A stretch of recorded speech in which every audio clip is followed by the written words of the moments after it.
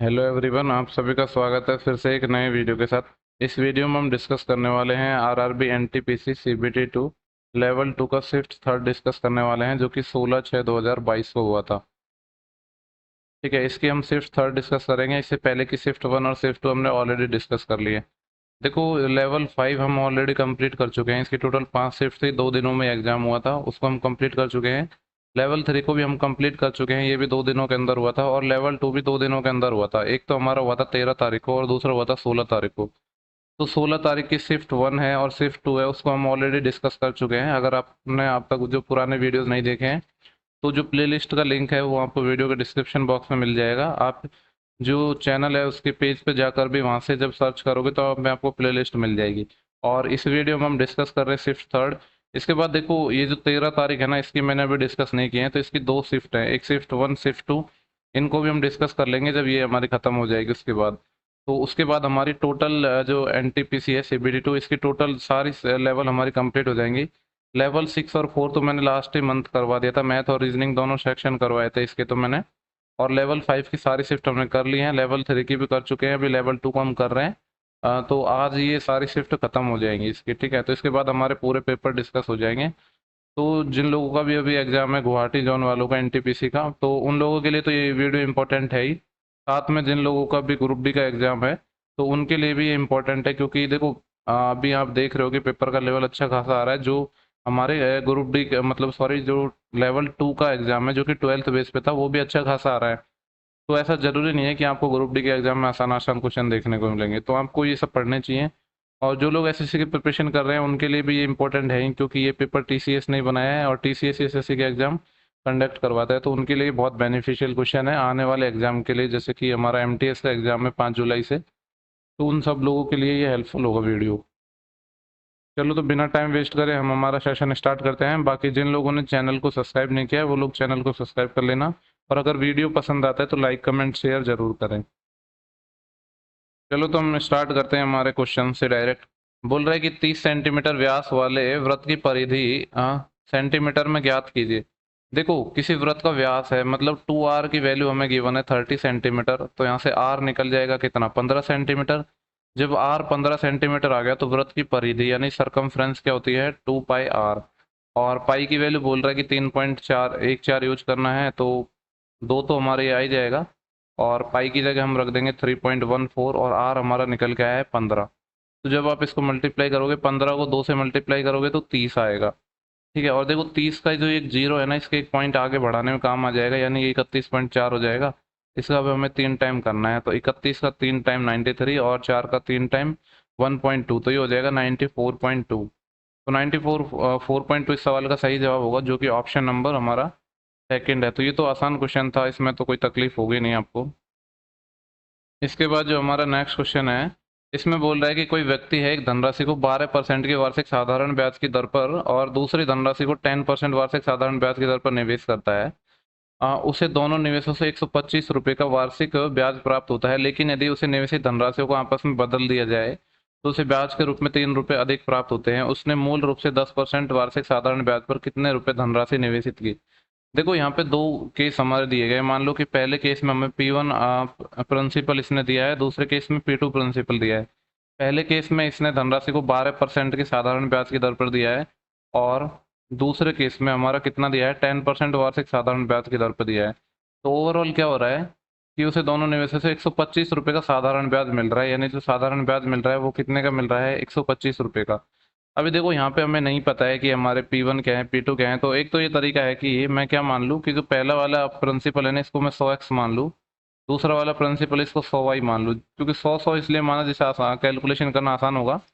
तो इसके अकॉर्डिंग 12% ब्याज मिल रहा है तो 12x तो ये हो गया, और यहाँ से 10% ब्याज मिल रहा है तो 10y ये हो गया। इसकी वैल्यू 125 दी है। यहाँ से एक इक्वेशन हमारी बन गई। ठीक है, एक सेकेंड है, ये 125 हो गया ना, ये तो एक इक्वेशन बन गई। सेकंड केस में बोल रहा है यदि प्रिंसिपल को हम बदल दें, यानी ये जो 100y है ना, अब इस केस में दे रहे हैं और जो 100x है वो इस केस में दे रहे हैं, तो जस्ट चेंज हो जाएंगे हमारे। जब 100y आएगा और इसका 12% निकालना है तो ये 12y आ जाएगा, और 100x इधर आएगा और इसका 10% निकालेंगे तो 10x आ जाएगा। तो ब्याज है 3 रुपये अधिक मिल रहा है, यानी पहले 125 मिल रहा था, अब 3 रुपये अधिक 128 मिलेगा। ये इक्वेशन हमारी 2 आ गई। यहाँ से अगर देखो मैंने बहुत बेसिक से क्वेश्चन को कर दिया है, अगर मैं इक्वेशन 2 में से इक्वेशन 1 को घटाऊं या कोई सी में से भी घटा लूँ तो क्या आएगा, 12y माइनस 10y, 2y बचेगा, और 10x माइनस का 12x माइनस का 2x बचेगा। इसकी वैल्यू कितनी आ जाएगी, 128 में से 125 जाएगा तो 3। तो यहाँ से हमारी वैल्यू निकल गई, वो निकल गई y माइनस एक्स बराबर हमारा 3/2 आ गया। हाँ तो देखो यहाँ कोई भी एक इक्वेशन को वैसे हम यहाँ भी कर सकते थे, लेकिन अब कर लेंगे। देखो हमें एक्स वाई की वैल्यू निकालनी है दो इक्वेशन को सॉल्व करके, तो मैं क्या कर रहा हूँ कि अगर इस वाले इक्वेशन को तो रहने देता हूँ, क्योंकि मेरे को सेम बनाना है ना। मान लो यहाँ पे 12x है, तो यहाँ पे मैं जब 12x बनाऊंगा तो इसको 12 से मल्टीप्लाई कर दूंगा तो 12x बन जाएगा और आपस में कट जाएगा, यानी ये नई इक्वेशन थर्ड आ गई। और वन और थर्ड को मैं जोड़ दूँ तो हमारा क्या होगा, यहाँ से 12x कट जाएगा जब गुणा करने पर, तो यहाँ से तो 10y बचा। और जो दूसरा केस है यहाँ से कितना बचेगा, 12 को जब मैं y से मल्टीप्लाई करूंगा तो 12y, तो 10y यहाँ से 12y यहाँ से, ठीक है। टोटल को मैं सम करके लिख दूँ, 22y बचेगा हमारा। ये बराबर होगा कितना, 125 यहाँ पे था ये हमारा, ये 125 है। और यहाँ पे मैंने जब इसको 12 से गुणा किया तो 2 से ये 6 टाइम कट जाएगा, और 3 6 18, 18 ही हो गया। तो आपको पता ही है कि 125 और 18 कितने होंगे हमारे, 125 135 145, लेकिन दो कम 143, ये हो गया। अगर इसको मैं 11 से काटूँ तो 11 दूनी 22 और 11 एकम 11, 11 तिया 33। जो y की वैल्यू है वो 30/2 आ गई। y 30/2 आ गया तो x इस वाली इक्वेशन से हम निकाल लेंगे। x कितना आएगा हमारा, x आएगा हमारा y 13/2 माइनस 3/2। तो 13 माइनस 3 10/2, मतलब x 5 आ गया। तो जब हमारा x और y निकल गया तो अब हमारे जो प्रिंसिपल्स हैं वो तो निकल ही जाएंगे ना।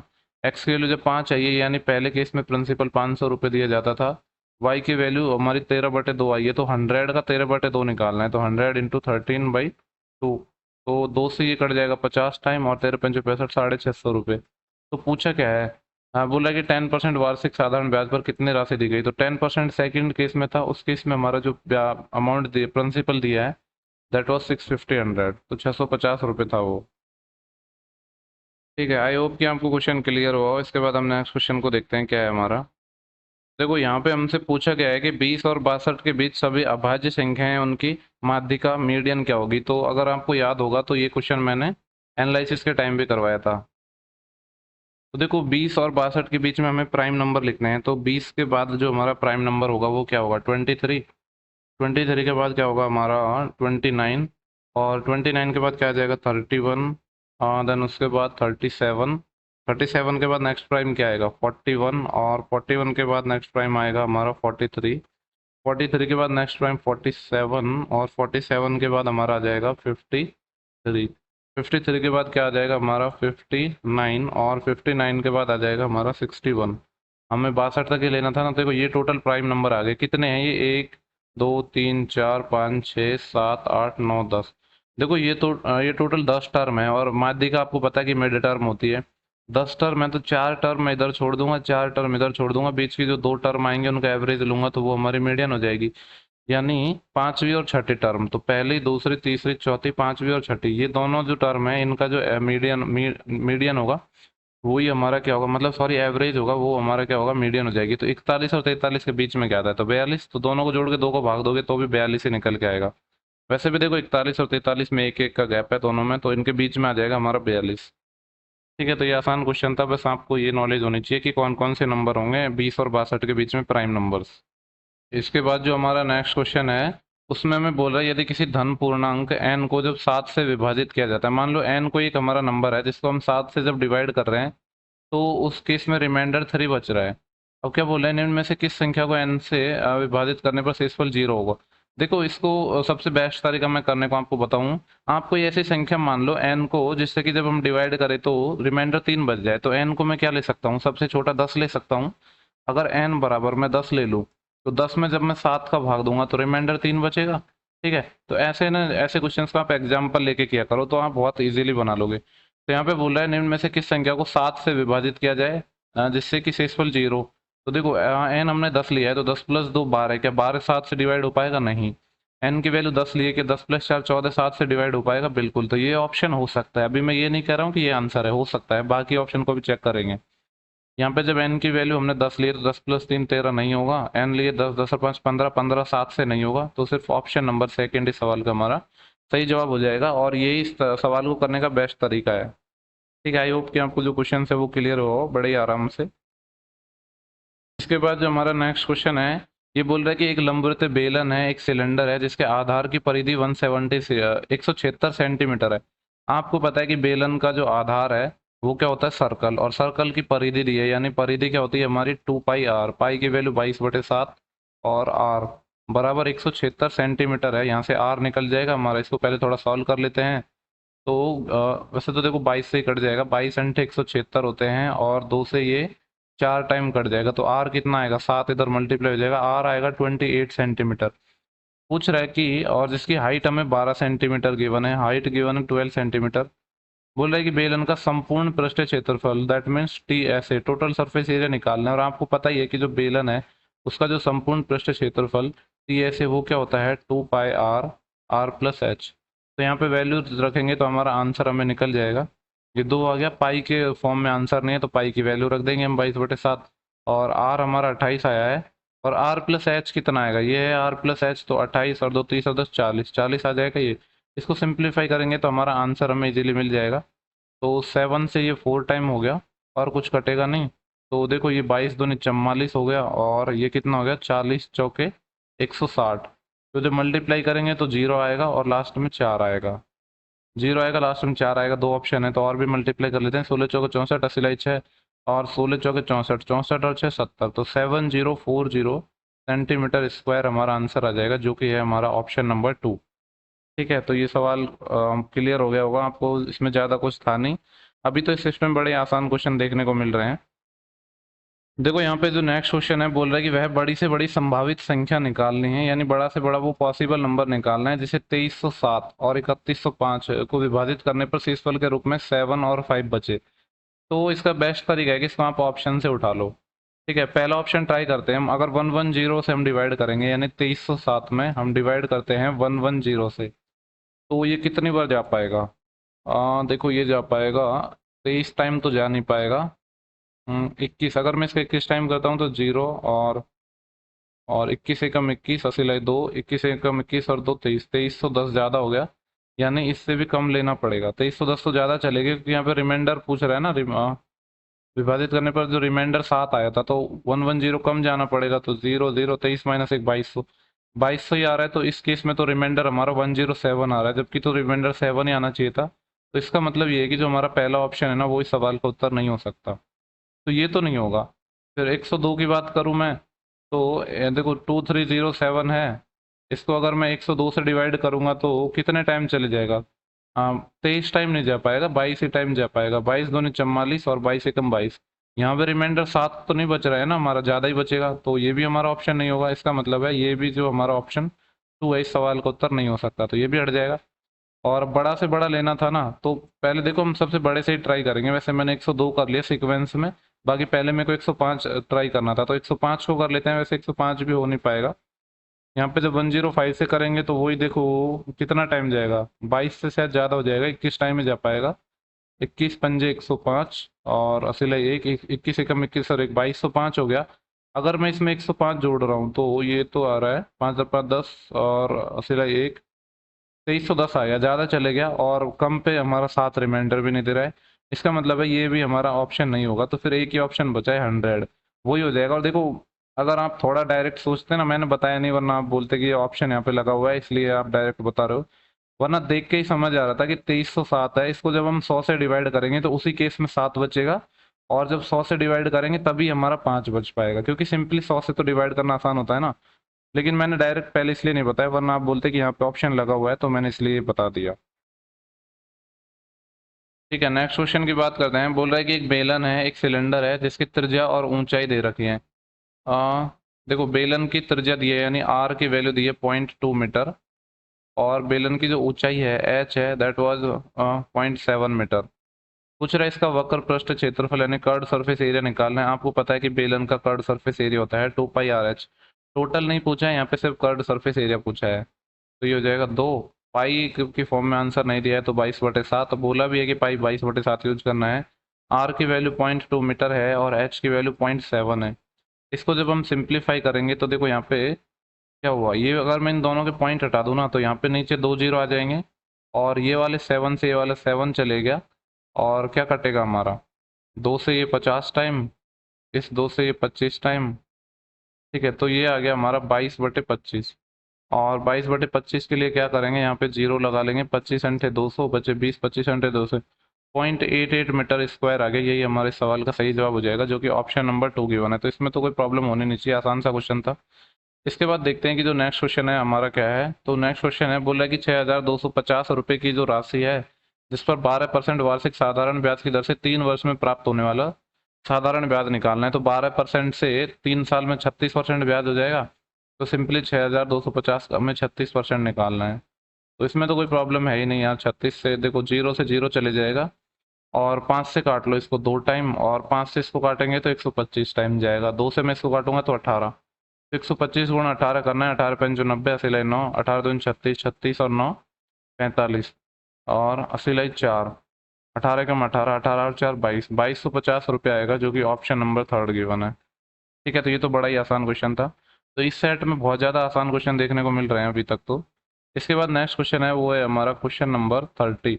बोल रहे हैं कि एक रेलगाड़ी है, एक ट्रेन है, 72 किलोमीटर की स्पीड से एक खंबे को 12 सेकंड में पार करती है। तो रेलगाड़ी की लंबाई, आपको पता है कि कोई भी ट्रेन जब खंबे को पार करेगी तो अपने खुद के डिस्टेंस चलेगी, और लंबाई मीटर में पूछी है, तो जो स्पीड है इसको मीटर पर सेकंड में बदलने के लिए 5/18 से मल्टीप्लाई कर देता हूँ, और टाइम है 12 सेकंड। क्योंकि जो डिस्टेंस होता है स्पीड इंटू टाइम होता है ना, तो बस यही आगे इसको सॉल्व करना है।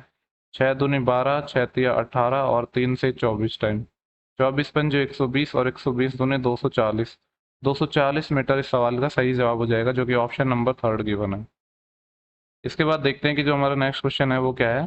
तो नेक्स्ट क्वेश्चन है, बोल रहा है कि दो रेलगाड़ियां हैं, एक ही समय पर दो स्टेशनों से चलना शुरू करती हैं, और क्रम से 30 और 35 की चाल से एक दूसरे की ओर बढ़ती हैं। देखो, दो ट्रेन है यहाँ पे। मान लो कि ये एक स्टेशन है, यहाँ पे हमारी एक ट्रेन है। ठीक है, ये एक ट्रेन है, ये इधर आ रही है। अब देखो, वो ट्रेन नहीं है, बस ऐसे ही मैंने बना दी। ये एक हमारी दूसरी ट्रेन है। ठीक है, मान लो ये इधर आ रही है और ये इधर आ रही है। और क्या बोल रहा है कि एक 30 की स्पीड से इधर आ रही है, 30 किलोमीटर पर आवर की स्पीड से। और जो सेकंड ट्रेन है वो 35 किलोमीटर पर आवर की स्पीड से, ये एक दूसरे के अपोजिट आ रही है, मतलब एक दूसरे की ओर आ रही है। बोल रहा है कि जब वे मिलती हैं तो पाया जाता है कि एक रेलगाड़ी ने दूसरी रेलगाड़ी से 30 किलोमीटर अधिक दूरी तय कर ली है। तो दोनों स्टेशनों के बीच की दूरी निकालनी है। देखो, यहाँ इन दोनों के बीच की दूरी निकालनी है।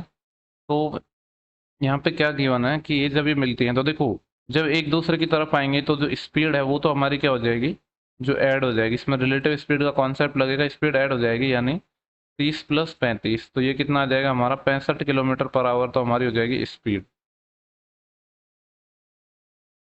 और यहाँ पे क्या हो रहा है, देखो इसको थोड़ा और अगर आप थोड़ा दिमाग लगाओ ना, तो यहाँ पे एक चीज़ हम निकाल सकते हैं। यहाँ पे कहा गया है हमसे कि जब ये एक दूसरे को मिलते हैं ना, तो एक रेलगाड़ी दूसरे से 30 किलोमीटर ज़्यादा चल रही है।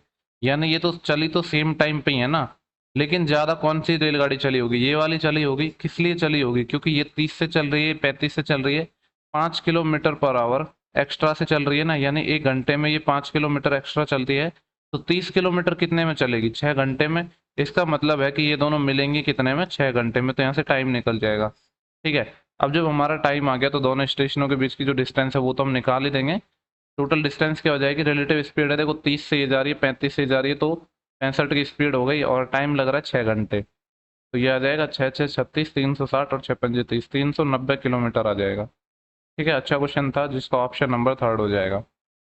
ठीक है, आपको समझ आ गया ना सिंपली मैंने क्या किया, क्योंकि 30 किलोमीटर एक्स्ट्रा कौन सी ट्रेन चलेगी, जो ट्रेन फास्ट होगी। अब फास्ट कितनी है, 5 किलोमीटर पर आवर फास्ट है, यानी 1 घंटे में 5 ज़्यादा चलती है, तो कितने घंटे में 30 चल पाएगी, तो 6 घंटे में चल पाएगी। तो यही हमारा क्या हो जाएगा, टाइम हो जाएगा। ठीक है, इसके बाद नेक्स्ट क्वेश्चन की बात करते हैं। उम्मीद कर रहा हूँ कि आपको क्वेश्चन अच्छे से क्लियर हो गया होगा। इसके बाद नेक्स्ट क्वेश्चन है, बोल रहा है कि दो समान वृत्त हैं जिनमें प्रत्येक की जो त्रिज्या है वो 24 सेंटीमीटर है, एक दूसरे को इस प्रकार प्रतिच्छेद करते हैं कि उनमें से प्रत्येक एक दूसरे के केंद्र से होकर गुजरते हैं। तो उभयनिष्ठ कॉर्ड यानी कॉमन कॉर्ड की लेंथ निकालनी है। ये क्वेश्चन हमने एनालिसिस में भी करवाया था, अगर आपको ध्यान हो तो। ठीक है, देखो क्या बोल रहा है कि दो सर्कल हैं, ये एक सर्कल है और ये एक दूसरा सर्कल है, जिनकी रेडियस सेम है 24 सेंटीमीटर, और एक दूसरे के सेंटर से होकर गुजर रहे हैं। मतलब इस वाले का सेंटर O1 है तो यहाँ पे होगा, इस वाले का सेंटर O2 है तो यहाँ पे होगा, और यहाँ पे जो रेडियस है वो 24 है। तो इसको मैं जब यहाँ से मिला दूँ तो ये रेडियस ही होगी, ये कितनी होगी हमारी, 24 हो जाएगी। इसको मैं यहाँ से मिला रहा हूँ, इस पॉइंट को मैं यहाँ से मिला रहा हूँ, इस पॉइंट को यहाँ से मिला रहा हूँ, पूछ रहा है उभयनिष्ठ जीवा यानी कॉमन कॉर्ड, तो इन दोनों के बीच में कॉमन कॉर्ड कौन सी होगी? तो आपको नजर आ रहा है कि कॉमन कॉर्ड कौन सी होगी? ये जो कॉर्ड होगी हमारी, यही तो कॉमन कॉर्ड होगी। और देखो ये जब 24 है तो ये आधा आधा हो जाएगा, ये कितना हो जाएगा हमारा 12। और देखो यहाँ पे वैसे शायद हो सकता है आपको थोड़ा दिख नहीं रहा हो, पर ये 12 12 हो गया। और ये जो हमारी, जैसे अगर इस पॉइंट को मैं ए मान लूँ तो ए से O2 की डिस्टेंस, ये भी तो रेडियस है, तो ये कितने गिवन है 24। तो मैं यहाँ पे आपको बना के बता देता हूँ, ये हमारे एक राइट एंगल ट्रायंगल बनेगा। यहाँ पे ये 12 है और ये 24 है, तो ये निकालना है हमें। तो देखो इसको कैसे निकालेंगे हम। यहाँ पे आप रेशियो लो 12 और 24 का। एक तो तरीका है कि पाइथागोरस लगा दो, दूसरा मैं आपको अच्छा तरीका बताता हूँ। 12 एकम 12, 12 दूनी 24। हमने क्या किया है, 12 से काटा है तो बाद में 12 से तो मल्टीप्लाई कर देंगे, और हमें ये साइड निकालनी है। तो ये क्या हो जाएगी, 2 का स्क्वायर। यहाँ पे ये हो जाएगा, देखो इसको मैं यहाँ पे लिख रहा हूँ, ये वाली साइड जो निकल के आएगी ना, यहाँ पे क्या आएगा, क्योंकि हाइपोटेनस कर्ण क्या है, 2, 2 का स्क्वायर माइनस जो हमारा बेस है 1, 1 का स्क्वायर। तो 2 का स्क्वायर 4 माइनस 1 अंडर रूट 3 आएगा। लेकिन इसका कितना होगा, गुणा हो जाएगा 12 गुणा, क्योंकि 12 से मैंने काटा था। तो रेशियो जिससे काटते हैं उससे बाद में मल्टीप्लाई कर दो। जिन लोगों को ऐसे समझ नहीं आ रहा है वो डायरेक्ट पाइथागोरस लगा लो। तो मैंने ये साइड निकाल दी है, 12√3 आ गई। यानी यहाँ से यहाँ तक की डिस्टेंस 12√3 आ गई, लेकिन हमें तो पूरी लेंथ निकालनी है। तो ऊपर 12√3 है, नीचे भी 12√3 है। अगर इस पॉइंट को मैं बी मान लूँ तो टोटल ए बी की जो डिस्टेंस है 12 और 12 कितनी हो जाएगी, 24√3 हो जाएगी। यही पूछा था कि जो कॉमन कॉर्ड है उभयनिष्ठ जीवा है उसकी लंबाई क्या होगी। ठीक है, तो क्लियर हो गया होगा आपको ये क्वेश्चन। इसके बाद हम नेक्स्ट क्वेश्चन की तरफ मूव करते हैं। तो हमारा जो नेक्स्ट क्वेश्चन है वो है क्वेश्चन नंबर जो भी है। बोल रहा है कि एक आयताकार भूखंड है जिसका जो विकर्ण है डायगोनल है वो 37 है। देखो ये मैं एक आयताकार शेप बना देता हूँ जिसका मैं डायगोनल गिवन है 37। ठीक है, थोड़ा ठीक से बनाता हूँ जिससे डायगोनल जैसा लगे। ठीक है, अभी भी ठीक से तो नहीं बना है बट समझ लो कि ये 37 है। और इसका क्षेत्रफल 420 मीटर है। एल नहीं पता है, बी नहीं पता है, लेकिन इतना पता है कि एल गुणा बी है, दैट वाज 420 मीटर स्क्वायर। बोल रहा है कि 37.50 रुपये प्रति मीटर की दर से भूखंड के चारों ओर बाड़ लगाने की लागत कितनी है। तो मतलब सबसे पहले हमको पेरीमीटर निकल पाएगा तो हमारा वो निकल जाएगा। अब देखो अगर यहाँ पे आपको ट्रिपलेट की नॉलेज होगी ना तो ये क्वेश्चन बहुत आसानी से बन जाएगा। और मैंने ट्रिपलेट का वीडियो बनाया उसमें भी बताया, और आपको पता भी होना चाहिए।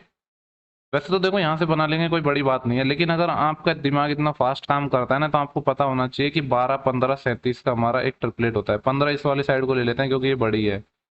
12, 15, 37 एक ट्रिपलेट होता है। अब मैं आपको वेरीफाई भी अगर करूं, नहीं सॉरी सॉरी, 12, 35, 37 होता है। 12, 35, 37 हमारा ट्रिपलेट होता है। तो अगर इन दोनों को मल्टीप्लाई करके भी देखें तो 12 गुणा 35, तो कितना हो गया, 12 पंजे 60, असिलाई 6, और 12 तिया 36, 36 और 6 42। तो इसके फैक्टर भी करते हैं ना, तो फिर इस तरीके से करते हैं हम। तो यहाँ से एल निकल गया, बी निकल गया। तो देखो ट्रिपलेट बहुत काम की चीज़ है, ये आपको आनी चाहिए। वैसे तो देखो यहाँ पे आप निकाल लोगे, कोई बड़ी बात नहीं है। फिर भी मैंने ऐसे बता दिया कि ये 12, 35, 37 एक हमारा राइट एंगल का जो ये ट्रिपलेट बनाता है। तो यहाँ से अब चीज़ें हमारी बहुत आसान हो जाएंगी अगर आपको ट्रिपलेट की नॉलेज है। इसका पेरीमीटर कितना हो जाएगा, twice of L plus B perimeter होता है। तो ट्वाइस ऑफ एल, एक 35 है और एक 12 है, तो 35 और 2 37 और 10 47 हो गया। तो ये कितना आ गया, 2 गुणा 47 ही रहने देते हैं इसको। ये तो पेरीमीटर आ गया। अब हमें इसको चार और बाड़ लगानी है जिसका खर्चा क्या है, 37.5 रुपये पर मीटर है। यानी बाढ़ इसके चारों तरफ ही तो लगेगी, इसकी जो बाउंड्री है इस पे ही तो हम बाढ़ लगाएंगे। तो मतलब पेरीमीटर पे बाउंड जो बाढ़ लगेगी, तो एक का जो बाढ़ लगाने का खर्चा है वो 37.50 रुपये पर मीटर है। 37.50 को मैं ऐसे लिख दूँ 75/2, क्योंकि 75 का ही तो आधा है ये। तो 2 से 2 चले जाएगा। अब मेरे को मल्टीप्लाई करना है इसको। अगर यूनिट डिजिट की बात करूँ तो 5 आ रहा है, लेकिन 5 हमारा 2 ऑप्शन में, तो उससे बात हमारी बनेगी नहीं। तो सॉल्व ही कर लेते हैं। देखो 75 का मेरे को पहाड़ा नहीं आता, लेकिन मैं यहाँ से क्या कर रहा हूँ, 3 को अलग कर रहा हूँ और 25 को अलग कर रहा हूँ, क्योंकि 25 का तो आता है ना, क्योंकि 25 का तो सबसे आसान होता है। तो कितना आ जाएगा, 25 अंते 175, 80 17, 25 चौके 100, 100 और 17 117। इसका 3 टाइम और करना है तो कर देते हैं। 3 पंजे 15, 80 1, 3 7 21 और 1 22, 80 2, 3 एकम 3 और 2 5 और 3 एकम 3, तो 35 25 आ जाएगा, जो कि ऑप्शन नंबर हमारा 2 है। ठीक है, देखो ये जो 12, 35, 37 ट्रिपलेट है ना, ये सेम ट्रिपलेट मैंने जो ट्रिपलेट की वीडियो बनाई है उसमें भी ये करवाया है। तो जिन लोगों ने ट्रिपलेट का वीडियो नहीं देखा है वो जरूर देख लेना। आप जो मतलब आप प्लेलिस्ट में जाओगे ना, वहाँ पे इंपॉर्टेंट कॉन्सेप्ट वगैरह की मैंने एक प्लेलिस्ट बना रखी है, वहाँ पे आपको ये चीज़ मिल जाएगी। तो ट्रिपलेट की नॉलेज आपको होनी चाहिए। वहाँ पे मैंने ट्रिपलेट का बेसिक भी बनाया कि किसी भी नंबर का ट्रिपलेट बनाते कैसे हैं। अगर आपको याद भी नहीं है फिर भी आप किसी भी नंबर का ट्रिपलेट बना सकते हो। तो उसका मैंने वीडियो बनाया हुआ है, अगर आपको लगता है कि आपको देखना चाहिए तो आप देख सकते हो। ठीक है, और मैं लिंक भी देखो इस वीडियो को डिस्क्रिप्शन बॉक्स में डाल दूंगा अगर मुझे याद रहेगा तो। इसके बाद जो नेक्स्ट क्वेश्चन है इसको हमें सॉल्व करना है और अप्रोक्स वैल्यू निकालनी है। तो 895.98 इसको लिखेंगे हम 896। अप्रोक्स में मतलब पूर्णांक वैल्यू लेनी है। 185.01 है, इसको 185 लिखूंगा। 851.86 है, इसको क्या लिखूंगा 852। और 524.09 है, इसको मैं लिखूंगा 524। तो अगर इन सबको मैं जोड़ूँ तो 6 और 5 11, 11 और 2 13, 13 और 4 17, असिलाई 1 और 1 और 9 10, 10 और 8 18, 18 और 5 23, 23 और 2 25, असिलाई 2, 2 और 8 10, 10 और 11, 11 और 8 19, 19 और 5 24, 2457 है। इसके आसपास एक ही ऑप्शन है हमारा, वो है 2460। वैसे देखो यार, इतना फर्क कैसे आ गया इसमें तीन का? यहाँ पे हमने क्या लिया है, इसको ज़्यादा ही लिया है। और अगर मैं यहाँ बात करूँ तो इसको भी मैंने 852 लिया है और इसको 524 लिखा है। वैसे तीन का आना नहीं चाहिए, बट इन्होंने दे दिया तो कोई प्रॉब्लम नहीं है। इसके बाद नेक्स्ट क्वेश्चन को देखते हैं हम। देखो यहाँ पे है हमारा 6 दूनी 12, 12 और एक 13/6 इंटू, ब्रैकेट के अंदर है 1 से 19/26, तो 26 एकम 26, 26 और 9 35 और 10 45, 45/26 हो गया। प्लस 15/13 इंटू, ये जो ब्रैकेट के अंदर इसको सॉल्व कर लेते हैं। 5/7 में भाग देना है 25/14 का, तो 14 ऊपर चले जाएगा। और इसको अगर हम थोड़ा सॉल्व करेंगे तो 7 से ये 2 टाइम कट जाएगा और इससे ये 5 टाइम कट जाएगा, यानी इस ब्रैकेट की वैल्यू 2/5 आ जाएगी। इसको सिंप्लीफाई करना है और 5 से देखो यहाँ पे ये कट जाएगा, 5 से ये 3 टाइम कट जाएगा और तो कुछ कटेगा नहीं, तो ये आ गया 13/6 इंटू, ब्रैकेट के अंदर 26 एलसीएम आ जाएगा। तो 26 में 26 का भाग दिया तो एक टाइम जाएगा और तो ये 45 आ जाएगा। प्लस यहाँ पे 26 है और नीचे 13 है, तो 2 टाइम जाएगा और 3 दूनी 6 तो ऑलरेडी है ही, और 2 और तो 12 हो जाएगा ये। तो इसको हमें सिंप्लीफाई करना है। ये है 13/6 इंटू 45 और 2 47 और 2 57, 57/26। ये है 13 से ये 2 टाइम कट जाएगा, तो ये बचा कितना हमारा, ये हो गया 57/6 दूनी 12। तो इसको कर लेते हैं, 12 चौके 48 और बचेंगे कितने 9/12, जिसको लिखेंगे 3/4। तो 4 सही 3/4, जो कि ऑप्शन नंबर पहला है। ठीक है, इसमें कोई तकलीफ वाली बात है नहीं। कोई देखो नेक्स्ट क्वेश्चन 47 है, थोड़ा डिफरेंट क्वेश्चन है, ऐसा क्वेश्चन अभी आया नहीं है। बोले कि एक्स और वाई अनुक्रमानुपाती है। अनुक्रमानुपाती है का मतलब है प्रोपोर्शनल है। PROPO, एक सेकेंड, ये क्या है हमारे प्रोपोर्शनल है। इसका मतलब ये है कि x प्रोपोर्शन में है y के, तो यहाँ से जब हम इस प्रोपोर्शन का साइन हटाते हैं तो एक कांस्टेंट k आ जाएगा, k इंटू वाई। तो यहाँ से ये रिजल्ट हमारा निकलेगा। अब देख लेते हैं कि क्या गिवन है। बोल रहा है कि जब x बराबर 37 है तो y बराबर 92.5 है। तो जब x बराबर 37 है तो कांस्टेंट k इंटू वाई की वैल्यू है 92.5। तो हमसे पूछ रहा है कि जब x 16 होगा तो y क्या होगा। तो यहाँ से पहले k को निकाल लेते हैं, तो k कैसे आएगा 37 ये हमारा 92.5 है। अगर मैं इसका पॉइंट हटाना चाहूँ तो इसको डबल कर देता हूँ और 2 का भाग दूंगा, तो 92.5 का डबल कितना होएगा 180 और 5 185/2 होगा। तो इसको मैं ऐसे लिख दूँ, 185 2 है वो ऊपर चले जाएगा। और अब आपको यहाँ पे देखते ही समझ आ रहा होगा कि जो 37 का 5 टाइम होता है ना, वो 185 होता है, क्योंकि 30 पंजे 150 और 7 पंजे 35। तो अगर आपकी कैलकुलेशन अच्छी है तो चीज़ों को आप जल्दी बना लोगे। तो ये 5 टाइम, तो यहाँ से के कितना निकल गया हमारा, क्या आ गया हमारा 2/5। के निकल गया है, तो अब हम निकालेंगे कि ये जब x 16 है तो y क्या है। तो यहाँ पे रख देंगे वापस दोबारा, x हमारा 16 है तो k की वैल्यू हमारी 2/5 आएगी, वो तो कांस्टेंट ही रहेगी। और y हमारा y है, y तो हमें निकालना ही है। 2 से ये 8 टाइम चले जाएगा, 5 इधर गुणा हो जाएगा, तो y कितना आ जाएगा 40 आ जाएगा। तो ये थोड़ा डिफरेंट क्वेश्चन था, पर अगर आपने थोड़ा बहुत पढ़ा है इसके बारे में, देखो साइंस वगैरह में आपने पढ़ा होगा कि जैसे कि चार्ल्स नियम होता है ना, v प्रोपोर्शनल टू i, तो आपने पढ़ा होगा ये प्रोपोर्शन। इसके बाद जो हमारा नेक्स्ट क्वेश्चन है, बोल रहा है कि एक समचतुर्भुज है, रोम्बस है, जिसका जो क्षेत्रफल है वो 440 है। देखो ये क्वेश्चन बहुत बार आया भी है, मतलब हर शिफ्ट में ये क्वेश्चन ना पूछा गया है। एक रोम्बस हम बना लेते हैं जिसका क्षेत्रफल 440 है, इसके एक डायगोनल की लंबाई 20 है। ये मान लो 20 है तो ये भी 20 होगा। सॉरी, डायगोनल की लंबाई 20 है ना, तो ये आधा हो जाएगा, ये भी 10 हो जाएगा और ये भी 10 हो जाएगा। और तो दूसरे विकर्ण की लंबाई निकालनी है। वैसे तो डायग्राम वायग्राम बनाने की जरूरत नहीं है, आपको पता है कि जो इसका एरिया होता है वो होता है 1/2 d1 d2, यही होता है। और ये हमें गिवन है 440 के, एक डायगोनल दिया है तो दूसरा निकल जाएगा 1/2। और d1 कितना है हमें, एक डायगोनल 20 है, दूसरे को हम d2 मान लेंगे, ये 440 के बराबर दिया है। तो यहाँ से 44 निकल जाएगा, क्योंकि 2 से 10 टाइम कट जाएगा, इस 0 से 0 कट जाएगा, तो जो D2 डायगोनल है उसकी जो लेंथ है वो आ जाएगी 44 सेंटीमीटर, जो कि ऑप्शन नंबर पहला गिवन है। जो ये रोम्बस पे क्वेश्चन है, जो समचतुर्भुज है, इस पर हर शिफ्ट में क्वेश्चन दिया है, हर शिफ्ट में। और एक जो ट्रपेजियम है, जो हमारा समलंब चतुर्भुज होता है, उसमें भी लगभग हर शिफ्ट में क्वेश्चन दिया है। तो ये क्वेश्चन आते हैं, तो जिन लोगों को गुवाहाटी जाना है उनका एग्जाम नहीं हुआ है, तो ये क्वेश्चन छोड़ के नहीं आना है। इसके बाद जो हमारा नेक्स्ट क्वेश्चन है हम उसकी बात कर लेते हैं। तो ये बोल रहा है कि जो समीकरण है इसमें पी के स्थान पर क्या आएगा, यानी पी की वैल्यू फाइंड करनी है सिंपली। तो इसको माइनस कर लेते हैं। 10 में से 8 जाएगा तो 2, यहीं कसिल बढ़ जाएगी, और 4 में से 1 जाएगा तो 3, और 12 में से 6 जाएगा तो 6, फिर यहीं कसिल बढ़ जाएगी, और 3 में से 1 गया तो 2, और 4 में से 3 गया तो 1। इतना आ गया, बराबर है P इंटू 160। तो 160 का भाग दे देते हैं, तो यहाँ से P की वैल्यू निकल जाएगी। ठीक है, अब देखो जीरो को तो हम बाद में चिपका देंगे पहले, या एक काम करता हूँ कि जीरो को जब भाग दूंगा तो यहाँ पे लग जाएगा पॉइंट। तो बेसिकली हमें 16 से भाग देना है, तो P हमारा निकल के आ जाएगा, तो भाग दे लेते हैं। तो 16 से जब भाग देंगे तो 16 संते 112, 7 टाइम जा पाएगा। बचेंगे कितने, यहाँ से 1 से 12 हो गया ना, 14 बचा, और मैंने अब क्या उतारा है 3, तो 43 हो जाएगा, ये 3 उतार लिया। तो 16 संते 112, 16 इंटू 128, अभी भी कितने बच गए, 128 ना, 15 बच गए। और अब मैं उतारूंगा ये वाला 2, 152, और 16 अंठे 128, 16 नम्मा होते हैं 144, 6 8 बच जाएगा, फिर 0, और 16 पंजे 80।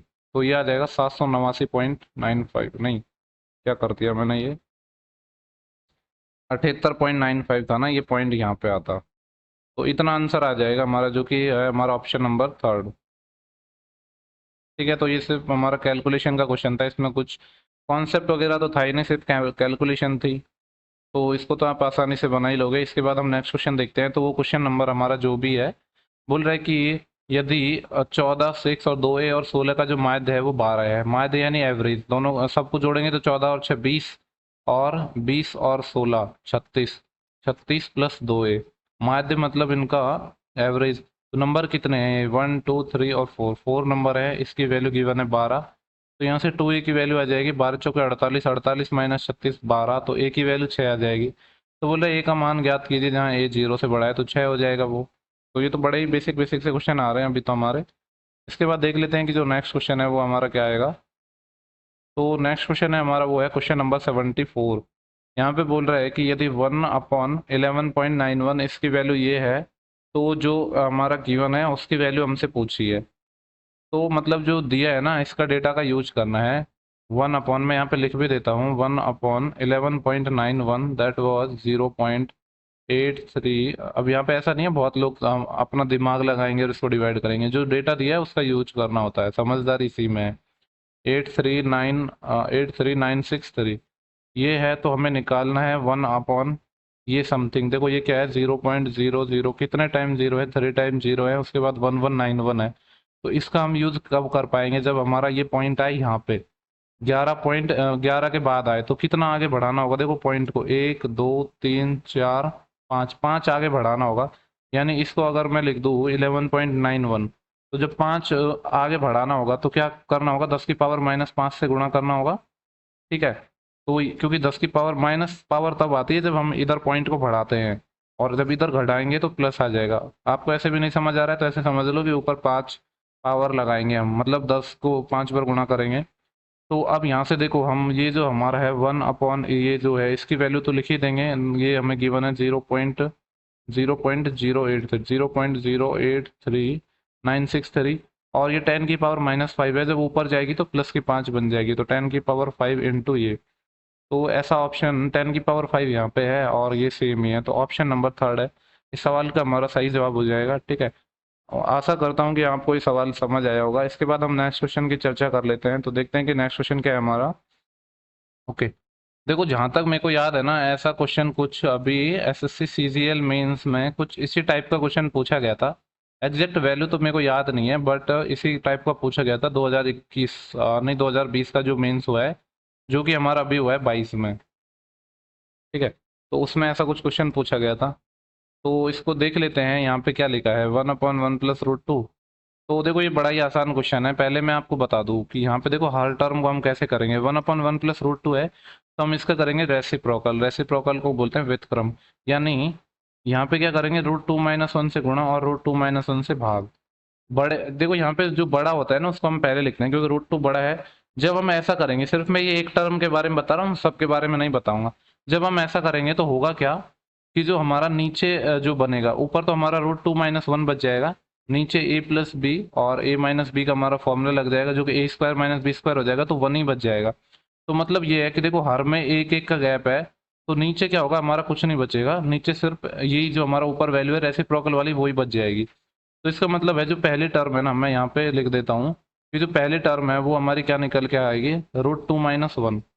देन अगली टर्म क्या आएगी फिर, रूट थ्री माइनस रूट दो, क्योंकि यहाँ पे रूट थ्री माइनस रूट दो से करेंगे ना तो ऐसी चीजें चलती जाएंगी, फिर रूट चार minus root three, dash dash dash ऐसे ही चलती जाएंगी, और यहाँ पे आएगा अंडर रूट सोलह माइनस अंडर रूट पंद्रह। ठीक है। अब देखो ध्यान देने की बात यह है कि यहाँ पे कौन कौन सी टर्म बचेंगी और कौन कौन सी कटेंगी। तो देखो ऐसा होता है कि जब यहाँ पे शुरू वाली टर्म कट रही है ना हमारी, यहाँ पे क्या हो रहा है, जब इनिशियल में शुरू वाली टर्म कट रही है, तो लास्ट में क्या होगा, लास्ट वाली टर्म भी कट जाएगी। तो यहाँ से तो ये दूसरी टर्म बचेगी और लास्ट से सेकेंड लास्ट टर्म कटेगी, बाकी सभी बच जाएंगे, ये रूट पंद्रह भी कट जाएगा। अगर आपको ये भी समझ नहीं आता है तो हर एक टर्म को आप लिख लो, बट कॉन्सेप्ट यही है डायरेक्ट याद रखने का कि जब पहली टर्म कट गई तो लास्ट भी कट जाएगी, यहाँ से दूसरी बचेगी और यहाँ से सेकेंड लास्ट। तो यहाँ से तो ये माइनस वन बचेगा और यहाँ से रूट सोलह है, और रूट सोलह का होता है चार, तो चार माइनस एक तीन होता। अगर ये सेकेंड टर्म कटती तो फिर यहाँ से ये पहली बच जाती और यहाँ से ये लास्ट बचती। तो ये एक अच्छा क्वेश्चन है, इंपॉर्टेंट क्वेश्चन है, इसको आप ध्यान रखना। ऐसा क्वेश्चन सीजीएल मेंस में भी पूछा गया था। तो ऐसा नहीं है कि क्वेश्चन रिपीट होते हैं, किसी भी एग्जाम का कहीं भी क्वेश्चन रिपीट हो जाता है। ठीक है। इसके बाद हम देखते हैं कि जो हमारा नेक्स्ट क्वेश्चन है, वो बोल रहा है कि राधिका है वो अकेले किसी कार्य को 15 दिन में पूरा करती है। राधिका को मैंने आर से लिख दिया, 15 दिन में पूरा करती है। और ऋषि है उसी कार्य को 30 दिन में पूरा करता है। अब राधिका को नाम ही लिखना पड़ेगा पूरा। ठीक है, क्योंकि आर आर से दो सेम तो हम लिख नहीं सकते। ये ऋषि हो गया, ये 30 दिन में पूरा कर सकता है। तो अगर इनके एलसीएम 30 आ जाएगा, 15 दूनी 30 और 30 एकम 30, ये इनकी एफिशिएंसी आ गई। बोल रहा है कि राधिका अकेले कार्य शुरू करती है और 2 दिन के बाद कार्य छोड़ देती है। राधिका ने कार्य स्टार्ट किया, आर ऐसे लिख रहा हूँ मैं इसको, 2 दिन तक काम किया और इफिशियंसी दो है, तो चार काम किया होगा इसने। उसके बाद क्या हुआ कि राधिका काम छोड़कर चली गई, फिर ऋषि कार्य जारी रखता है। शेष कार्य पूरा करने में ऋषि द्वारा लिया गया समय कितना होगा। तो शेष काम हमारा कितना बचा है, टोटल काम 30 था जिसमें से चार कर दिया तो 26 बचा, जिसको ऋषि करेगा एक की इफिशियंसी, तो उसको लग जाएंगे 26 डेज। यही पूछा था कि ऋषि को शेष काम करने में कितने दिन लगेंगे, तो 26 डेज लग जाएंगे। आसान प्रश्न था। इसके बाद हमारा जो नेक्स्ट क्वेश्चन है वापस सिंप्लीफिकेशन का क्वेश्चन है, इसको हमें सॉल्व करना है। तो यहाँ पे देखो, यहीं पे सॉल्व कर दूं मैं इसको, चलो लिख देता हूँ, हो सकता है थोड़ा ब्लर ब्लर हो रहा हो। तो ये 32/46 है, ये है 94/576, और ये है 184/282, इतना लिखा हुआ है। देखो अगर 94 का 3 गुणा करता हूँ तो 270 और 12 तीन टाइम कट जाएगा पूरा पूरा, और 18 चौके 72, नहीं 18 तिया 54, नहीं इससे तो नहीं कट पाएगा ये, और 32 से कट जाएगा। देखो 16 से काट लेते हैं, 16 दूनी 32 और 16 तिया 48, बचेंगे कितने यहाँ से, 9, 16 छः की 96, तो 46 से ये कट जाएगा शायद चार टाइम, बिल्कुल।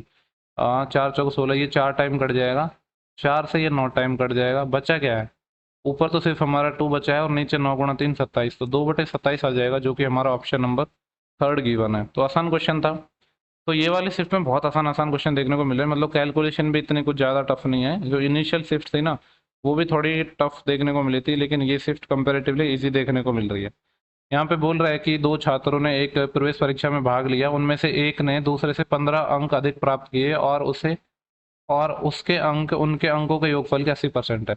देखो दो लोग हैं, मान लो कि ये ए है और ये बी है। क्या कहा गया है कि उनमें से एक ने दूसरे से 15 अंक अधिक प्राप्त किए। मान लो इसने एक्स अंक प्राप्त किए हैं तो एक ने एक्स प्लस 15 अंक प्राप्त किए हैं, और उसके उसके यानी ये जो दूसरे वाले की बात कर रहा है जिसके 15 अंक एक्स्ट्रा हैं, इसके जो अंक हैं एक्स प्लस 15 ये बराबर हैं उनके अंकों के योगफल। तो दोनों के अंकों का योगफल कितना आ जाएगा, 2x प्लस 15, इसका 80%, 80% होता है 4/5, यहाँ पे लिखा है ना 80%।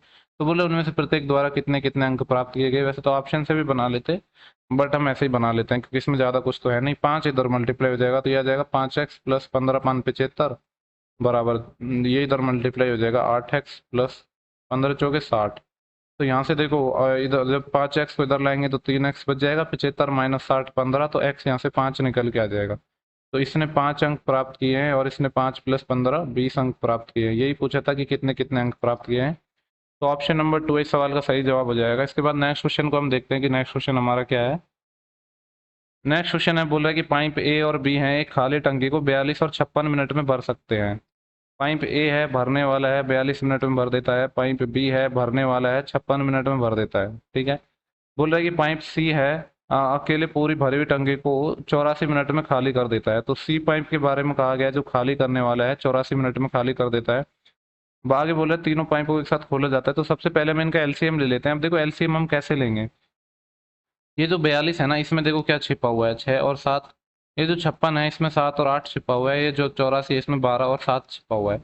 इसका मतलब ये है कि एलसीएम में 7 तो हमें चाहिए ही, क्योंकि 7 यहाँ पे है, 7 यहाँ पे भी है और 7 यहाँ पे भी है। ठीक है, तीनों में मतलब 7 7 है। तो अब हमें एलसीएम लेना होगा 6 और 8 का। और आपको पता ही है कि 6 और 8 का एलसीएम कितना हो जाएगा, तो 24 हो जाएगा। और 24 के साथ 12 का भी 24 हो जाएगा। तो 24 × 7 इतना हमारा एलसीएम आ जाएगा। ठीक है, इसको मल्टीप्लाई कर लो, तो चाहे तो ऐसे ही रहने दो। मल्टीप्लाई कर लेते हैं, 7 चौके 28, 80 लाई 2 और 7 दूनी 14 और 2 16, 168 टोटल काम है। यहाँ से एक इसकी एफिशिएंसी निकाल लेंगे, 7 6 के 42 और 6 6 24। यहाँ से 7 8 56 और 8 दिया 24। यहाँ से निकालेंगे तो 7 से 12 टाइम 12 दूनी 24। ये इनकी एफिशिएंसी आ गई। आगे हमसे कहा है कि तीनों पाइपों को 8 मिनट के लिए खोला जाता है। देखो तीनों पाइपें यानी ए और बी तो भरने वाले हैं, सी खाली करने वाले हैं। 8 मिनट के लिए खोले जाते हैं। तो क्या होगा, ए हमारा 4 भरेगा, बी हमारा 3 भरेगा और सी है 2 खाली करेगा। और ये 8 मिनट तक। तो 4 और 3 7, 7 - 2 5, 5 × 8 40 हमारा भर चुका है। और फिर जो पाइप है सी, उसको बंद कर दिया जाता है 8 मिनट के बाद। बोल रहा है पाइप ए और द्वारा एक साथ मिलकर टंकी के शेष भाग को भरने में कितना समय लगेगा। तो शेष भाग का पूछ रहा है कितना समय लगेगा। तो 40 हमारी भर चुकी है, तो जो शेष हमारी कितनी बची है, 168 - 40, तो 16 - 4 12, 128 बची है।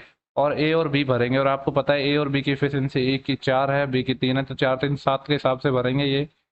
तो 7 एकम 7 बचे कितने, 5 58, 7 8 56 और 2 बच जाएंगे 18, सही 2/7 मिनट ले लेंगे ये, जो कि ऑप्शन नंबर हमारा 4th इस सवाल का सही जवाब हो जाएगा। इसके बाद देखते हैं कि जो नेक्स्ट क्वेश्चन है हमारा क्या है।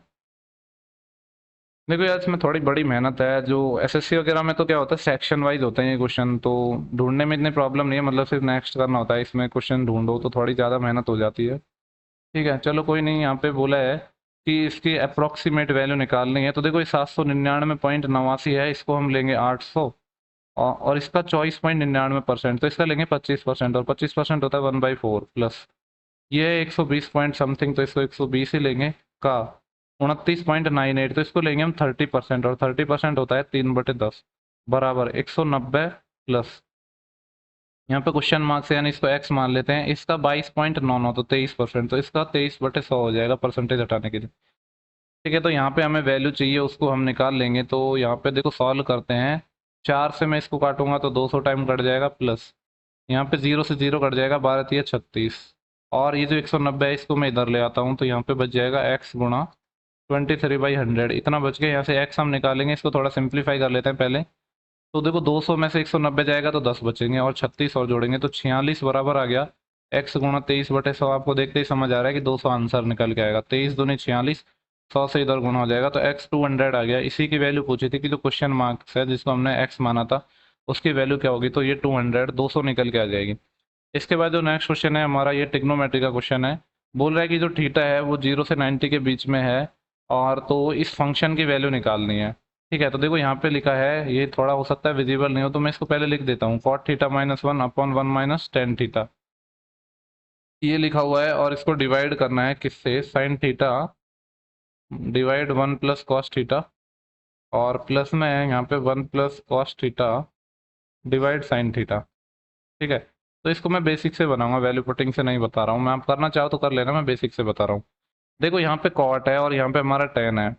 तो क्या करते हैं हम, इसको साइन कॉस में बदल लें, क्योंकि बेसिक यही होता है कि कॉस और साइन में बदलना। तो कॉस थीटा बटे साइन थीटा आएगा, और -1 है, यानी एलसीएम लूंगा तो cos theta minus sine theta आ जाएगा। तो साथ साथ में मैं एलसीएम भी ले रहा हूँ, तो यह आ जाएगा cos theta minus sine theta. और यहाँ से बचेगा क्या हमारा, कॉट था ना कॉस बटे साइन, यानी यहाँ से साइन थीटा बच गया।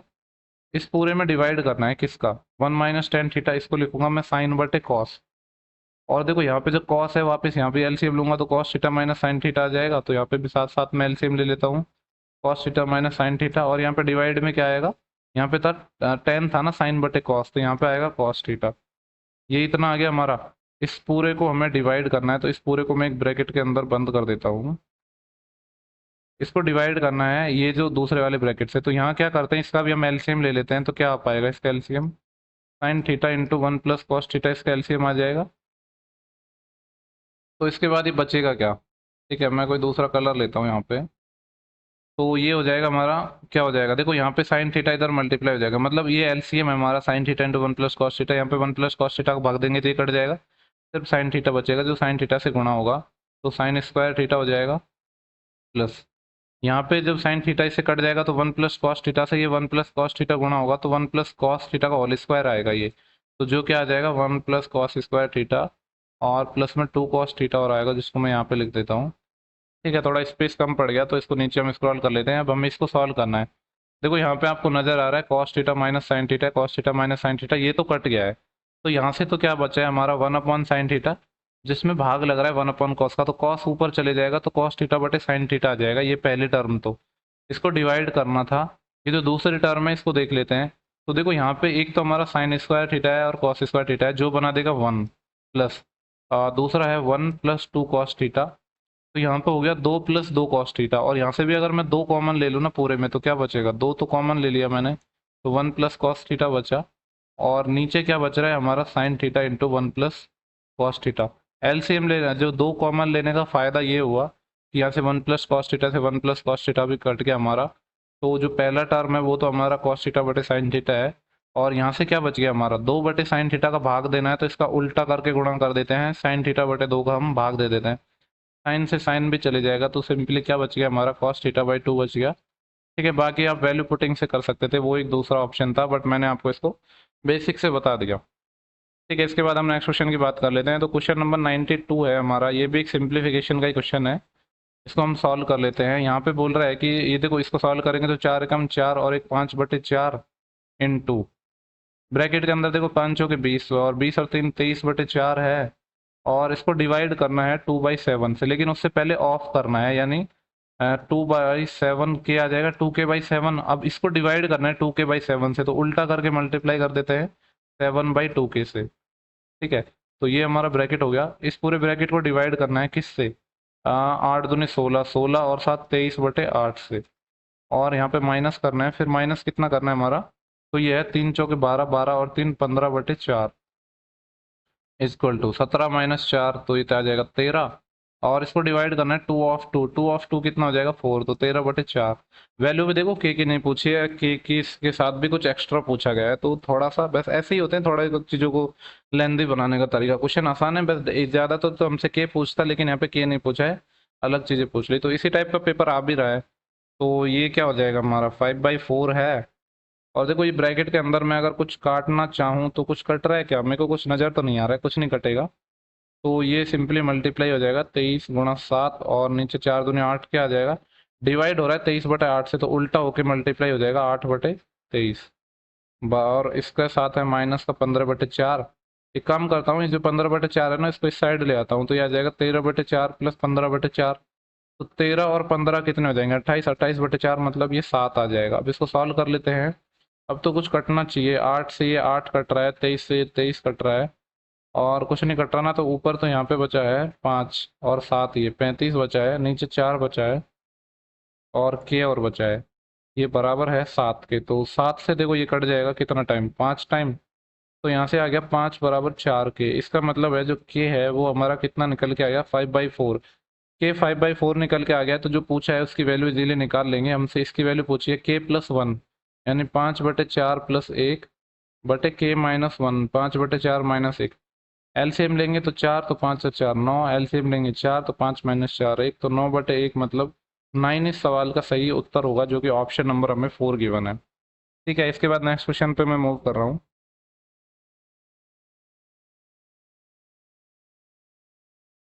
देखो यहाँ पे बोल रहा है कि आंकड़ों के निम्न समुच्चय के लिए परास बटे माध्यिका निकाल। देखो माध्यिका तो अब तक आया था, परास के बारे में नहीं आया था, तो परास को इंग्लिश में कहते हैं रेंज। परास को रेंज कहते हैं और माध्यिका तो पता ही है आपको क्या बोलते हैं, माध्यिका को मीडियन बोलते हैं। और रेंज के बारे में मैं थोड़ा बता देता हूँ। देखो रेंज क्या होता है हमारा, रेंज हम बोलते हैं परास को, रेंज होता है जो मैक्सिमम वैल्यू होती है ना उसमें से मिनिमम वैल्यू घटा दो तो उसको हम रेंज कहते हैं। यानी कोई भी जो मैक्सिमम वैल्यू है एक अंतराल की और मिनिमम वैल्यू है उन दोनों को घटाएंगे तो हमारी रेंज परास आ जाती है। तो एक तो परास पूछ रहा है, तो मैक्सिमम वैल्यू अगर इन सब में मैं देखूँ तो 156 नजर आ रहा है, 156 नहीं है, 156 से बड़ा तो 194 है, 194 से बड़ा कुछ नहीं है, तो 194 माइनस मिनिमम वैल्यू को अगर मैं देखूँ तो मेरे को 98 नजर आ रहा है। क्या 98 से छोटा है? कुछ नहीं है। इसको डिवाइड करना है किससे? माध्यिका। माध्यिका पता ही है आपको मिड टर्म होती है, जब इसको हम आरोही क्रम में जमाते हैं उसके बाद असेंडिंग ऑर्डर में। टोटल टर्म है 1 2 3 4 5 6, 6 टोटल टर्म है। तो आपको पता है 2 टर्म हम इधर छोड़ेंगे, 2 इधर छोड़ेंगे, बीच में 2 टर्म आएंगी, वो हमारा मीडियन होंगी। यानी जो तीसरी टर्म है और चौथी टर्म है उसका एवरेज हमारा मीडियन हो जाएगा। तो असेंडिंग ऑर्डर में देखेंगे। अब देखो हम इसको जमाएंगे नहीं है, ऐसे ही साथ साथ काउंट कर लेंगे। तो पहली टर्म होगी हमारी ये 98, 98 के बाद दूसरी टर्म हो गई ये सेकंड, हमें तो चाहिए थर्ड और फोर्थ। तो 108 के बाद ये हमारी थर्ड हो गई 122, और 122 के बाद ये होगी फोर्थ। तो यही निकालना है। तो मीडियन क्या हो जाएगी इन दोनों का एवरेज? 134 प्लस 122, इसको डिवाइड करना है 2 से। इसको हम सॉल्व कर लेते हैं तो क्या निकल के आएगा हमारा। तो देखो ये आ जाएगा 98 घटाना है ना इसमें से। तो अगर मैं यहाँ पे 100 घटाता तो मैं 94 आ जाता, लेकिन 2 ज़्यादा घटा दिए तो 96 आ जाएगा ये डिवाइड। ये आ जाएगा देखो 4 और 2 6, और 2 और 3 5, और 1 और 1 और 2 256। इसमें 2 का भाग लग रहा है तो ये 128 आ जाएगा। ये कितना हो जाएगा 128, और 16 से अभी भी कट रहा है। ये 16 6 के 96, 16 16 6 के 96, 16 संत 128, 6/7 आ रहा है। कुछ गड़बड़ कर दी क्या हमने? 16 6 के 96, देखो ये 16 संतो 100, 16 8 128 होते हैं, वो मैंने गड़बड़ कर दी थी। तो 2 3 6 और 2 चौका 8, 3/4 आएंगे। तो देखो कभी कभी थोड़ी मिस्टेक हो जाती है, तो 3/4 हो जाएगा इसका आंसर। इसके बाद हमारा नेक्स्ट क्वेश्चन है, उसको देख लेते हैं। थोड़ा हम फास्ट करते हैं क्वेश्चन को। बोल रहे हैं कि एक सरल रेखा है कि x माइनस 3y बराबर 6 बिंदु 3,2 से होकर गुजरती है। अगर सरल रेखा इस बिंदु से होकर गुजरती है तो इस बिंदु का निर्देशांक है। इस इक्वेशन को सेटिस्फाई करेंगे, यानी x की वैल्यू ये है, y की वैल्यू ये है। तो k इंटू एक्स क्या है हमारा 3, माइनस 3 इंटू वाई क्या है 2। इसकी वैल्यू 6 के बराबर है। यहाँ से 3 के कितना आ जाएगा? 6 तो ये है, और 3 दूनी 6, इधर हो जाएगा 12। तो इसका मतलब है जो k है उसकी वैल्यू हमारी 4 निकल के आ जाएगी। हमसे यही पूछा था कि k का मान क्या होगा, तो वो क्या हो जाएगा हमारा 4 हो जाएगा। इसके बाद क्वेश्चन नंबर 101 देखते हैं। बोल रहे हैं कि एक विक्रेता है, एक सेलर है, 60% लाभ पर 3 रुपए में 15 नींबू बेचता है। उसने 1 रुपए में कितने नींबू खरीदे? देखो इस क्वेश्चन के काफी सारे तरीके होते हैं, लेकिन मैंने आपको एक शॉर्टकट तरीका बताता हूँ। यहाँ पे क्या बोल रहा है कि ये 3 रुपए में 15 नींबू खरीदता है, तो रुपए को तो हम ऊपर लिखेंगे, 3 रुपए में डिवाइड कितने नींबू खरीदा 15, इंटू करते हैं 60% लाभ पे खरीदा है ना, तो 100% हमारा सीपी होता है, 60% लाभ 160। इसी के बराबर में इसी तरह से रख देंगे हम। यहाँ पे जैसे भी पूछा है ना, ये बोले 1 रुपए में कितने खरीदे, तो 1 रुपए में तो यहाँ पे 1 रुपया आएगा। कितने खरीदे, मान लो एक्स खरीदे, और खरीदेगा तो 100% ही तो होगा इसका वैल्यू, क्योंकि सीपी की बात कर रहा है ना, सीपी तो 100% ही होता है। तो इसको जब बाकी देखो बेसिक से भी बता सकते हैं, लेकिन ये तरीका याद रख लो, ज़्यादा बढ़िया है। तो 100 से नहीं कटेगा, ये देखो 1 0 से 1 0 कट गया, और 3 से ये 5 टाइम कट गया, 5 से ये 2 टाइम कट गया। तो यहाँ से 16 बराबर कितना आ गया हमारा 2x आ गया। तो यहाँ से x कितना आ गया 8 आ गया। तो x हमारा 8 हो जाएगा। देखो अगर मैं इसको बेसिक से भी बताऊं तो कोई बड़ी बात नहीं है। यहाँ पे बोल रहा है कि वह 3 रुपए में 15 नींबू बेचता है तो उसको 60% का लाभ होता है। देखो सेलिंग प्राइस की बात कर रहा हूँ मैं, एसपी की। 3 रुपए में इसने 15 नींबू सेल किए हैं, यानी 1 रुपए में सेल कितने किए हैं? 5 नींबू। 1 रुपए में 5 नींबू सेल किए हैं, और इसको जो लाभ हो रहा है वो कितना हो रहा है? 60% का। देखो 60% होता है हमारा, कितना होता है? 3/5। यानी सीपी से मैं एसपी की बात करूँ तो 5 से 8, यही हो गया। तो यहाँ पे क्या गिवन है हमें? देखो सीपी से एसपी 5 से 8 हो गया। तो 1 रुपए में 5 नींबू सेल करता है। तो अगर मैं बात करूँ, एक नींबू की बात करूँ, तो एक नींबू कितना आएगा? 1/5 रुपये का, यानी 0.2 रुपये का। ठीक है, ये तो एसपी हो गया। तो देखो 0.2 रुपये का है, यानी 8 की वैल्यू हमारी 0.2 है। तो यहाँ से हम सीपी निकाल लेंगे। 8 की वैल्यू 0.2 है, तो 1 की वैल्यू 0.2/8 है। 0.2/8 मतलब इसका अगर मैं पॉइंट हटाऊँ तो नीचे 0 आ जाएगा, तो ये बच जाएगा 1/4, यानी 1/40 आ जाएगा ये। तो 1/40 आ गया हमारा ये। तो यहाँ से मैं 5 की वैल्यू निकालना चाहूँ तो 5/40 1/8 आ गया। तो ये 1/8 आया है। ये कितने नींबू का मूल्य आया है? ये जो आया है हमारा एक नींबू का, ठीक है। यानी एक नींबू है वो हमारा 1/8 रुपये का है। यहाँ पे लिख देता हूँ, जो एक नींबू है वो कितने का है? 1/8 रुपये का है। लेकिन ये पूछ रहा है कि उसने 1 रुपये में कितने नींबू खरीदे। तो ये तो 1 रुपये में यहाँ से निकल जाएंगे, इसको 8 को इधर मल्टीप्लाई कर दो तो ये 8 आ जाएगा। 1 रुपये में 8 नींबू खरीदे। एक सेकेंड यार, ये क्या हो गया? ठीक है, एक मिनट चेक कर लेता हूँ, विजिबल है ना? देखो यहाँ पे 1 रुपये में 8 नींबू खरीदे, बेसिक से ऐसे हो जाएगा हमारा, ठीक है। बाकी मैंने जो पहला तरीका बताया है ना, ये मेथड अच्छा है, इसको आप ध्यान रखो तो ज़्यादा सही है। इसके बाद हम नेक्स्ट क्वेश्चन की बात कर लेते हैं। नेक्स्ट क्वेश्चन है हमारा क्वेश्चन नंबर, देखो क्वेश्चन नंबर 104 है हमारा। नेक्स्ट क्वेश्चन है, इसकी हम बात कर लेते हैं। यहाँ पे बोल रहा है कि कुशल 12 कुशल, देखो ऐसा कुछ क्वेश्चन है, ये भी हमने एनालिसिस में करवाया था, जो थोड़ा मेरे को क्वेश्चन पढ़ के याद आ रहा है। बोल रहे हैं कि 12 कुशल थे, 14 अर्धकुशल और 10 अकुशल श्रमिक हैं, किसी कार्य को इतने रुपए में पूरा करते हैं यदि उनकी व्यक्तिगत मजदूरी है, उनका अनुपात 9:5:4 है। देखो 12 हमारे कुशल हैं, 14 अर्धकुशल है, 10 अकुशल हैं, और उनकी व्यक्तिगत जो मजदूरी है इसकी 9:5:4 में है। और टोटल इनको 13,189 मिलते हैं। तो जब एक को 9 मिलते हैं तो 12 को कितने मिलेंगे? 12 नंबर 108 यूनिट प्लस 14 पंजे 70, ये यूनिट में आ रहा है, रुपए में नहीं है। 14 पंजे 70 प्लस और 10 चौके 40, इतना यूनिट आ गया। ये कितना हो गया? देखो 178, इतना ही होगा ना। देखो 008 और 4 और 7 11, असिलाई 1 और 1 और 218 यूनिट हो गया ये। इस 218 यूनिट है ना, इसकी वैल्यू क्वेश्चन में गिवन है 13,189। ठीक है, तो पहले यहाँ से एक यूनिट की वैल्यू निकाल लेंगे, फिर देखेंगे कि क्या पूछा है हमसे। यहाँ पे मैं इसको काटूँ 218 से तो कितने टाइम जाएगा? 218 से 6 टाइम चले जाएगा शायद। 6 8 48, 80 4, 1 4 4 10, 80 1 6 2 12 13 60, बिल्कुल 6 टाइम चले गया। बचेगा कितना हमारा? 8 टाइम चले गया ना। तो कितना बचा? 10, 109। इसमें तो भाग जा नहीं पाएगा। एक सेकेंड, 10 बचा ना, तो यहाँ पे 0 आएगा। देन यहाँ पे आ जाएगा, एक 0 उतर जाएगा और ये चले जाएगा। 218 का 1090 है तो 5 टाइम, तो एक यूनिट की वैल्यू आ गई 60.5। तो पूछा क्या है वो देख लेते हैं। बोले 10 अकुशल श्रमिकों द्वारा अर्जित कुल धनराशि 10 अकुशल द्वारा कितनी थी? 40 यूनिट। तो हमें 60.5 को मल्टीप्लाई करना है 40 से। 40 से मल्टीप्लाई करेंगे तो जो ये 0 है 40 वाला, इसके पॉइंट हटाने के काम आ जाएगा। और 2400 और 500 के 20, तो 2420 आ जाएगा। ये 2420 रुपये आ जाएगा, जो कि ऑप्शन नंबर हमारा थर्ड है। इसके बाद नेक्स्ट क्वेश्चन की बात कर लेते हैं हम। नेक्स्ट क्वेश्चन है हमारा, बोल रहा है स्टॉपेज को छोड़कर एक बस की चाल है 45 किलोमीटर पर आवर है, और स्टॉपेज सहित उसकी जो स्पीड है वो 27 किलोमीटर पर आवर है। तो बोल रहा है कि बस पर घंटे कितने मिनट के लिए रुकती है। एक अच्छा क्वेश्चन है वैसे, तो सिंपल सा क्वेश्चन है अगर आपको आता होगा तो। देखो जब स्टॉपेज नहीं थे तो बस की चाल थी 45, जब स्टॉपेज थे तो चाल थी 47। तो स्पीड में जो कमी कितने की आई है? अगर मैं आपसे पूछूं कि स्पीड में जो हमारी कमी आई है वो कितने की आई है, तो 47 से सॉरी 27, मतलब 45 से 27 हो गया। कितने की कमी हो गई है हमारी? तो ये हो गया 18 यूनिट की कमी हो गई, 18 किलोमीटर पर आवर की। और ये किसके रेस्पेक्ट में होगी? इनिशियल वाले के 45 के रेस्पेक्ट में। तो ये 1 घंटे की आएगी यहाँ से। तो यहाँ से कितना आ जाएगा ये? 9 से काट लेंगे, 2 9 18, सॉरी 9 दूनी 18 और 9 पंजे 45, 2/5 1 घंटे में।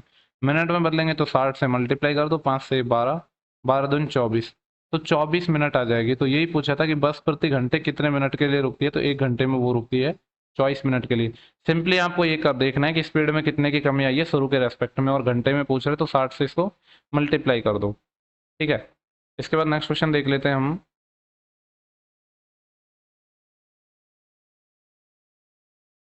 क्वेश्चन नंबर 110 है हमारा नेक्स्ट क्वेश्चन। ये बोल रहा है जो ब्याज है उसकी गणना हम वार्षिक चक्रवृद्धि आधार पर कर रहे हैं। तो 5,000 रुपये की धनराशि है जिस पर 20% वार्षिक चक्रवृद्धि ब्याज की दर से 3 वर्ष की अवधि के लिए निवेशित किया जाता है। तो 3 वर्ष बाद प्राप्त मिश्र धन कितना होगा? ठीक है, देखो 5,000 रुपये थे और सीआई के हिसाब से 20% के हिसाब से इन्वेस्ट कर रहे हैं। तो सिंपली हम रेशियो मेथड लगा देंगे। 20% कितना होता है? 1/5, यानी एक साल में 5 से 6 हो जाएगा, दूसरे साल में भी 5 से 6 हो जाएगा, तीसरे साल में भी 5 से 6 हो जाएगा। तो बेसिकली जो हमारा 125 से 216 हो जाएगा। 125 क्या है हमारा प्रिंसिपल है, मूलधन है। 216 क्या है, अमाउंट है, मिश्रधन है। पूछा क्या है, 3 वर्ष बाद प्राप्त मिश्रधन, यानी 125 की वैल्यू है यहाँ पे 5000। तो इसको काट लेते हैं, 125 से 4 टाइम यानी 40 टाइम कट जाएगा। तो मिश्रधन कितना आ जाएगा, 216 गुणा 40। तो ये जीरो तो आ ही जाएगा, और 216 का 4 टाइम करूंगा तो 800, और 16 चौके 64, 864। तो 8640 आएगा, जो कि ऑप्शन नंबर हमारा पहला हो जाएगा। इसके बाद नेक्स्ट क्वेश्चन देखते हैं कि अभी ज़्यादा क्वेश्चन नहीं बचे, मुश्किल से 2 से 3 क्वेश्चन बचे होंगे। इसके बाद देखो नेक्स्ट क्वेश्चन हमारा सिंप्लीफिकेशन का है, तो इसको सॉल्व कर लेते हैं हम। अ, देखो ओवरऑल कुछ क्वेश्चन इजी हैं, कुछ क्वेश्चन टफ हैं, तो मतलब ओवरऑल बैलेंस ही है पेपर, ऐसा खास कुछ फर्क नहीं है। देखो यहाँ पे कितना है ये, देखो मैं इसको ऐसे लिख लेता हूँ, मैं इसके पॉइंट हटाऊंगा ना, तो यहाँ पे कितना करना पड़ेगा, 1 और 2, 3 के बाद पॉइंट है। ठीक है, पहले मैं ऐसे लिख लेता हूँ, वो देख लेूंगा कि जीरो वीरो कहाँ आएंगे। 684 है, इसको डिवाइड करना था। किससे डिवाइड करना है, यहाँ पे ये 1026 है, और इसको डिवाइड करना है 171 से। और फिर इस पूरे को डिवाइड करना है, इसको मैं 125 गुणा 8 लिख लेता हूँ, और यहाँ पे 3 से। अब देखेंगे कि पॉइंट वॉइंट का क्या लपड़ा है, क्योंकि सिर्फ खेल पॉइंट का ये 4 तो हर जगह आ रहा है। देखो यहाँ पे 2 और 1, 1 और 2, 3 के बाद पॉइंट है, मतलब नीचे 3 के बाद पॉइंट आएगा। तो 3 के बाद पॉइंट आएगा, मतलब 10 की पावर -3, या ऐसे समझ लो कि नीचे हमें क्या करना होता, मतलब 0 0 0 3 बार लगाने होते। और इस फिर जो ये वाले डिवाइड है नीचे वाले, इसमें कितने पॉइंट आते, 1 के बाद यहाँ, और 1 2 3 4 5 के बाद यहाँ। तो ये कितना आ रहा है हमारा, 6 के बाद पॉइंट आ रहा है, तो नीचे 6 के बाद पॉइंट आते, तो ये ऊपर जाएंगे तो 3 के बाद पॉइंट आ जाएंगे। बेसिकली ये है, 3 के बाद पॉइंट आने का मतलब है कि यहाँ पे ना हमारा 1000 आ जाएगा। और नीचे देखो यहाँ पे मैं बात करूँ तो 1 और 1 2 के बाद पॉइंट है, और यहाँ पे 2 का पॉइंट हो, तो नीचे तो पॉइंट आएंगे ही नहीं। अब इसको हमें सिंप्लीफाई करना है, और देखो थोड़ा ध्यान से देखो, कैलकुलेशन थोड़ी आपकी ठीक ठाक होनी चाहिए। अगर 342 का 3 टाइम करते हैं ना, तो ये आ जाएगा, क्योंकि 300 थी 900, और 42 थी 126। तो ये पूरा पूरा 3 टाइम कट गया। और ऐसे ही देखो यहाँ पे ये 17 है ना, 17 चौके 68, ये 4 टाइम कट गया। देखो बड़ा ही आसान था, कुछ था ही नहीं। यहाँ पे कितना आ गया, 4000 रह गया, और नीचे 3 बच गया, 4000/3। और देखो 125 गुणा 8 कितना होता है, 1000 होता है, जिसमें 3 का भाग लग रहा है। 3 से 3 कट जाएगा, 4000 में 1000 का भाग देंगे तो 4 आंसर निकल के आ जाएगा, जो कि ऑप्शन नंबर हमारा 2 है।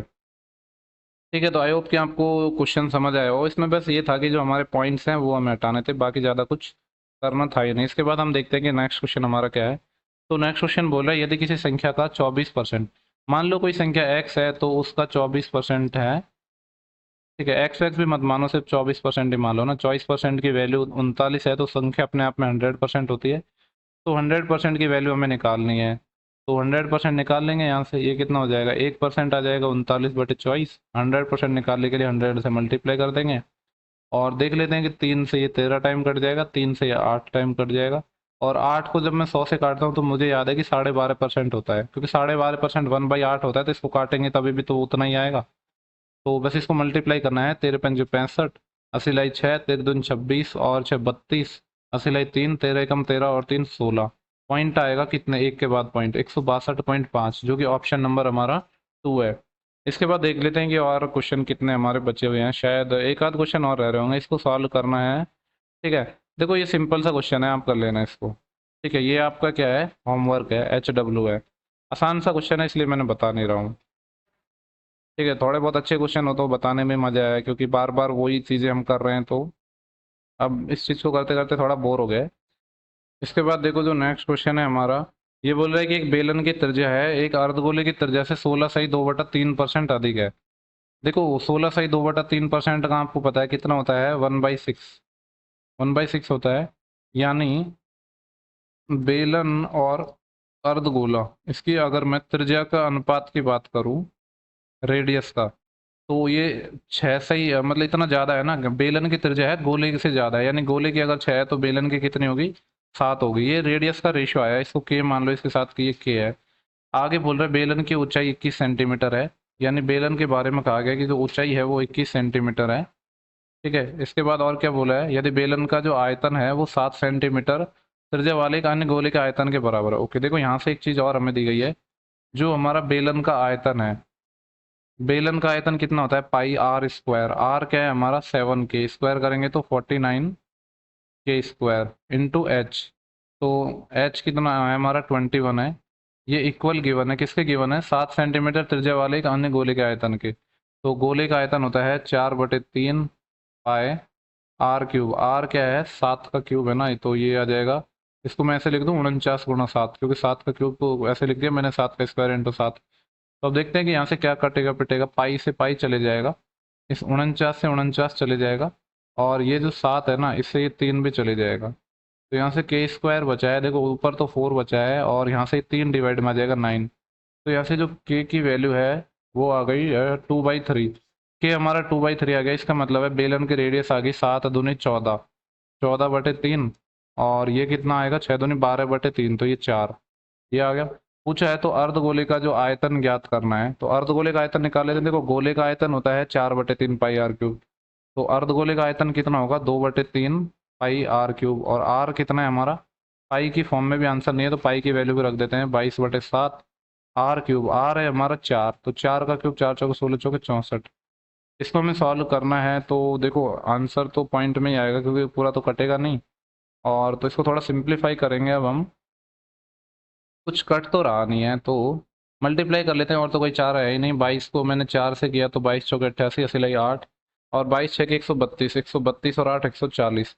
इसको 2 से और मल्टीप्लाई करना है, तो 1408 को जब मैं 2 से मल्टीप्लाई करूंगा तो 2816 आ जाएगा। इसको डिवाइड करना है 7 या 21 से। तो देखो ये 21 एकम 21 आएगा, यहाँ पे 7 71 और 21 या 63, बचे कितने? 8, 86 हो गया, और 21 चौके 84, 134 पॉइंट समथिंग आएगा, जो कि एक ही ऑप्शन है, वो है ऑप्शन नंबर पहला। ठीक है, तो ऑप्शन पहला इस सवाल का सही जवाब हो जाएगा। ठीक है, ये क्वेश्चन आपको समझ आ गया होगा, कुछ प्रॉब्लम हुई नहीं होगी इसमें। हम नेक्स्ट क्वेश्चन की बात कर लेते हैं। क्वेश्चन नंबर शायद हमारा एक बचा होगा, डीआई का क्वेश्चन नहीं आया अभी, तो शायद वही बचा होगा। ओके, तो लास्ट क्वेश्चन हमारा डीआई का है, इसको हम देख लेते हैं। ठीक है, और देखो जो पीडीएफ है, ये जो हमारा एनटीपीसी हुआ है ना, इसकी सारे सेक्शन की पीडीएफ मैं प्रिंटेबल फॉर्मेट में, जो हमारा चैनल है पीडीएफ हब, उस पर अभी डाल रहा हूँ तुरंत ही। तो वहाँ से आप जाके डाउनलोड कर लेना ये सब। पहले क्वेश्चंस को सॉल्व कर लेते हैं। ये बोल रहा है कि ये निम्नलिखित तो 5 कॉलेजों के पंजीकृत छात्रों की संख्या और उत्तीर्ण छात्रों की संख्या दी है। हम देखते हैं कि पूछा गया, उस पर फोकस बोलते हैं। बोल रहा है कि सभी कॉलेजों में कुल मिलाकर पंजीकृत, यानी जो इनरोल्ड हुए हैं और पास हुए हैं, उनका अनुपात पूछ रहा है। तो देखो सारे कॉलेज में इनरोल्ड, इनरोल्ड वाला हमारा ब्लू कलर की लाइन है। तो अगर आपको दिख नहीं रहा है तो मैं बता देता हूँ कि जो इनरोल्ड होने वाले हैं, वो पहली लाइन है हमारी ये वाली 45, देन इसके बाद है हमारा 52, 52 के बाद यहाँ पे 48 है, 48 के बाद ये 40 है, और ये 55 है। ये 40 है और ये 55 है। इसको जोड़ लेते हैं, 5 और 2 7, 7 8 15, 15 5 20, अस्सी लाई 2, 2 और 4 6, 6 5 11, 11 और 4 15, 15 4 19, 19 और 5 24, 240।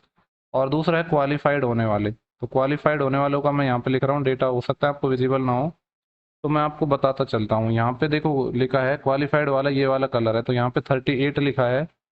देन इसके बाद यहाँ पे 40 लिखा है, फिर 42 लिखा है। ये 40 है, ये 42 है, और 42 के बाद ये हमारा 32 है और 48 है। 32 है और 48 है। इसको जोड़ेंगे तो कितना आएगा? 8 और 2 10, 10 और 2 12, 12 और 8 20, अस्सी लाई 2, 2 3 5, 5 4 9, 9 4 13, 13 और 3 16, 16 और 4 20, 240 पूछे हैं इनका रेशो, यानी 240 का हमसे रेशो पूछा है 200 से। तो 0 से 0 कट जाएगा, 4 6 की 24 और 4 पंजे 20, 6:5 आ जाएगा, जो कि ऑप्शन नंबर 2 गिवन है। ठीक है, तो देखो ये शिफ्ट के हमारे सारे सवाल हो चुके हैं। और ये जो हमने कौन सी शिफ्ट सॉल्व की है, ये हमने शिफ्ट सॉल्व की है 16 जून। 16 जून की शिफ्ट थर्ड हमने सॉल्व की है। अब हमारी देखो सिर्फ 2 शिफ्ट बची है, 13 तारीख की ना, शिफ्ट फर्स्ट और शिफ्ट सेकंड बची है लेवल 2 की। ठीक है, सिर्फ 2 शिफ्ट बची है, जिनका वीडियो भी मैं कोशिश करूंगा कि आज ही अपलोड कर दूं। तो हम लेवल, अगर मैं बात करूं तो हम लेवल 6 और 4 है, उसकी लास्ट मंथ थी मई में। हम ऑलरेडी आपको मैथ और रीजनिंग दोनों सेक्शन की मैं वीडियो आपको अपलोड कर चुका हूं। लेवल 5 की सारी शिफ्टें हमने कर चुके हैं, लेवल 3 की सारी कर चुके हैं। लेवल 2 दो डेट में हुआ था, एक 16 को हुआ था, एक 13 को हुआ था। 16 की सारी कर ली, 13 की सिर्फ 2 शिफ्टें बची हैं, वो भी मैं जल्दी अपलोड कर दूंगा। ठीक है, तो अगर आपको सेशन पसंद आया है तो सेशन को लाइक शेयर और कमेंट ज़रूर करें। और जिन लोगों ने अभी तक चैनल को सब्सक्राइब नहीं किया, वो चैनल को सब्सक्राइब कर लेना। ठीक है, तो इस वीडियो में इतना ही था। मिलते हैं नेक्स्ट वीडियो में, तब तक के लिए आप पढ़ते रहिए। और जिन लोगों को पीडीएफ के लिए, तो आपको पता ही है कि टेलीग्राम चैनल पर मिल जाएगी। और जो गुवाहाटी जाने वाले हैं ना उनको मैं मतलब जो सारे सेक्शन है उनकी पीडीएफ डाल रहा हूँ। जो हमारा दूसरा टेलीग्राम चैनल है पीडीएफ हब, उस पर डाल रहा हूँ मैं सारी पीडीएफ। आप हमारे दोनों टेलीग्राम चैनल है उनको ज्वाइन करके रखो, एक तो पीडीएफ हब के नाम से है, दूसरा फ्री का एजुकेशन है। दोनों का ही लिंक आपको वीडियो के डिस्क्रिप्शन बॉक्स और कमेंट बॉक्स में मिल जाएगा। कमेंट बॉक्स में भी आपको हर वीडियो में पिन हुआ मिलेगा, तो वहाँ से जाके आप उसको जाके जो भी लैंग्वेज में चाहिए आप डाउनलोड कर लेना। ठीक है, तो नेक्स्ट वीडियो मैं जल्दी अपलोड करूँगा।